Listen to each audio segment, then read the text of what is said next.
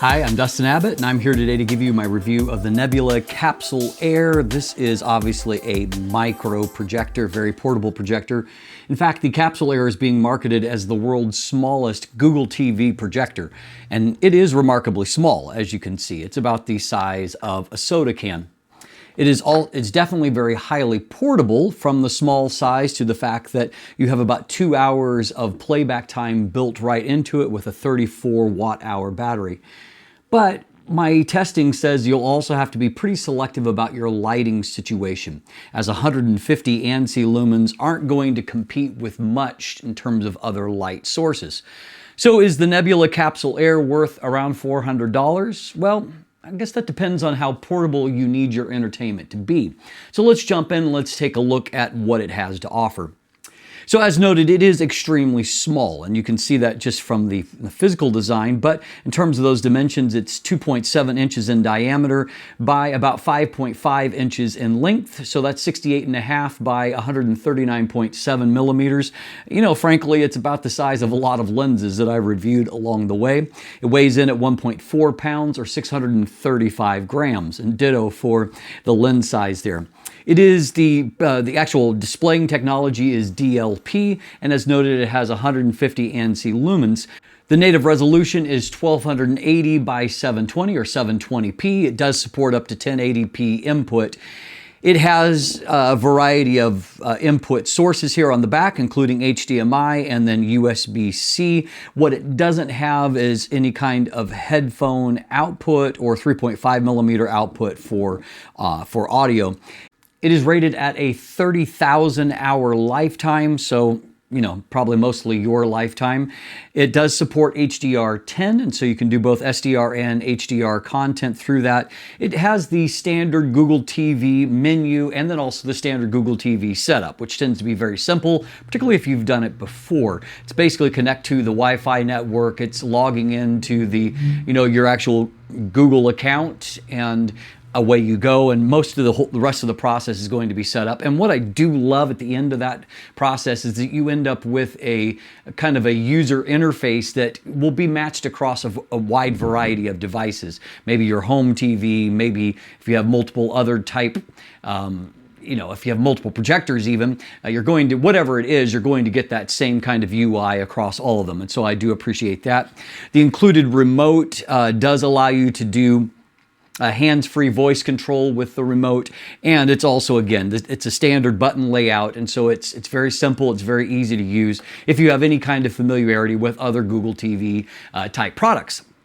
It does include a stand that will attach magnetically and will allow you to then adjust up and down, and so that you can do a tilting, and it even has a kickstand to allow you to, even if you're wanting to project all the way up until you're shooting at a 90 degree, which you have the capability of doing if you get the stand set up correctly.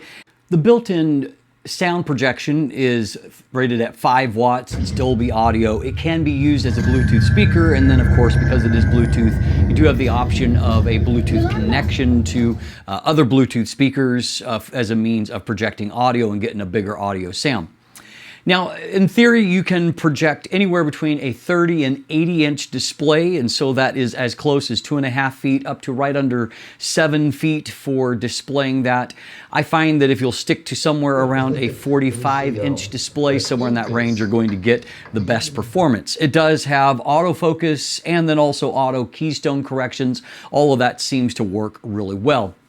Now, in terms of the different scenarios that I use the projector in, they're a little bit more limited in this particular application. A projector this small really has one primary case use for portable entertainment in a very dim environment, and the darker the better.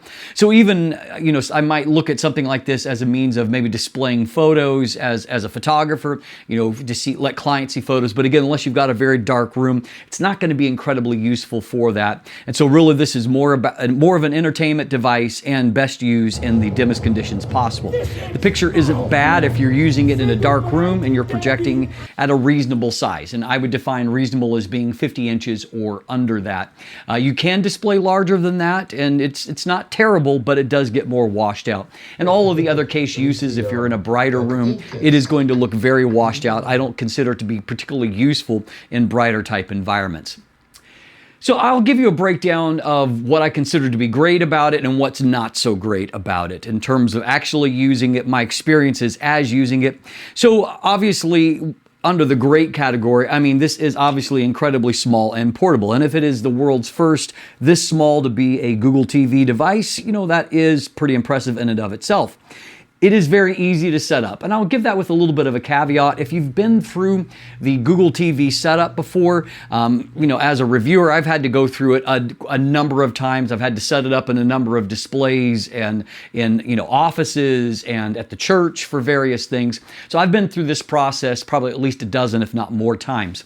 And so if you're familiar with the process, it's quite simple. It can, you know, sometimes that process you can run into a few Google-related hang-ups, but typically it goes fairly smoothly. And I do find that the most recent devices have been the best experience. I don't think it's just because my experience level is getting better. I think that Google has maybe worked out a few of those kinks, and so the setup process is getting better. I'll also note that the autofocus and auto keystone correction work great. And typically, if it gets moved at all, it will automatically engage that. You do have a button right up here at the top. However, if you want to manually cause it to do its calibrations once again, you can do that with an easy click there. Battery life is long enough at about 2 hours to typically to watch a typical movie. They do have an actual accessory that you can buy that's a little bit of a tripod, but it's also a battery bank or power bank. And so it'll actually double that up to about 4 hours and also give you a little more flexibility in moving it up and down. It'll run you right under $100. And so if it's something you're considering, it's an accessory that will work with maybe some of their other capsule devices as well. I appreciate the fact that it can be both charged and powered by USB-C, which obviously gives you a lot of different options, and you know, everything from V-mount batteries to portable power banks to an AC adapter. You've got lots of options of getting extra power to this, and so I appreciate that. Really, I can't hardly describe it without you feeling it. It really is impressively well built. It feels very metal. It feels very tough. I didn't intentionally drop it, obviously, because that would be kind of stupid. However, it does feel like it is tough enough to handle bumps and maybe even some drops. It's not plasticky at all. And so it actually is surprising when you first put it in your hand. The density of it and also the quality of construction really, really stands out. I appreciate that the remote is, again, it's a familiar layout, and it also is backlit. It has the motion sensor in it. And so when you pick up the remote to use it, the backlighting will come on. And so obviously that helps you in dark spaces. And remember, you want to be in dark spaces when you're using this remote.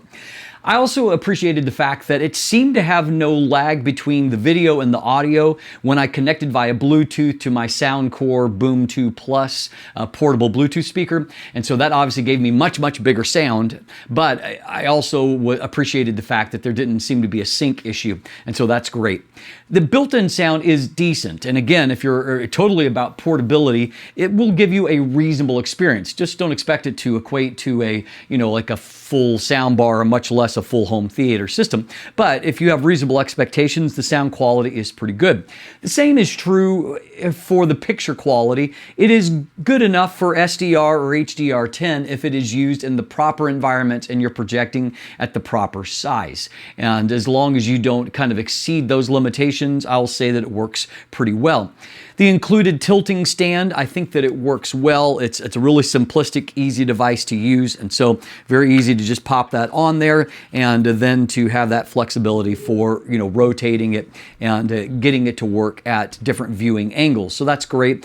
Even if you don't want to use that, I appreciate the fact that it's got standard 1/4-inch threads on the bottom, and so you can mount that onto a lot of things. A tripod, a stand, you know, quick release plate can be put on there and you can throw it on to other things. And so it gives you a lot of options on getting that up and so to getting at a better angle for projecting. I also appreciate the fact that there's a lot of redundancy here in terms of the controls. There are some top-mounted touch controls that you can use. Obviously, you can use the included remote, and then also there is a Nebula app that is free that you can download, and you can control everything from within the Nebula app as well. So again, 3 different options there, and that further extends the portability of it. So all of those are things that I think are great about it. So what's not great? I was actually disappointed with the amount of brightness, and so I had to recalibrate my expectations into a device this small as opposed to a lot of the other projectors that I have tested. 150 ANSI lumens is not particularly bright. However, within this class, if you're using apples to apples for these kind of micro projectors, this is standard, if not better than usual. And so the amount of brightness is standard for the class, but if you, it's very likely if you're looking at the promotional photos that you're going to say, wow, I expected it to be brighter, and that's true. That's marketing for you. And so again, it's okay if you use it within the right environment, but it's not if you do otherwise. It also does not have the 3.5 millimeter headphone or audio output, and I do wish that it had that. It's just I'm appreciative that you don't have Bluetooth lag with a Bluetooth speaker, at least with the combination that I tested. But one way to eliminate that possibility is to have that simple 3.5 millimeter output, and then it also gives you a little bit more versatility in connecting into a non-Bluetooth enabled type device. So I wish that was there. I think that you can get a case, but there is not a case that is included with it, and so I do miss that. So my conclusion is this. I think the Nebula Capsule Air requires you to have realistic expectations. If you are primarily concerned with portability and toughness, you want a fully integrated entertainment solution, something that actually has Google TV and all the built-in apps and, all of those various options. You can cast to it, you can do any number of things. It's a really, really well integrated entertainment solution. It's surprisingly versatile, and it definitely gives off a very premium feel. If you want versatility of brightness, however, then this is not a great pick. It needs to be used in a fairly dark environment if you want to avoid a washed out picture. And so I would say buy accordingly. And so if you are looking for a portable device that is brighter, you're going to be wanting to look at something that's probably at least in the 500 to 700 ANSI lumens rating area to give you more versatility. But if you above all just want versatility, you're working with a small space perhaps, then this is a really nice little option. And often with Anchor products and any of their brands, you can get them with discounts and coupons and get that price down to a little bit more affordable level. Check out the description below for a little more information on that. As always, thanks for watching. Have a great day, and let the light in.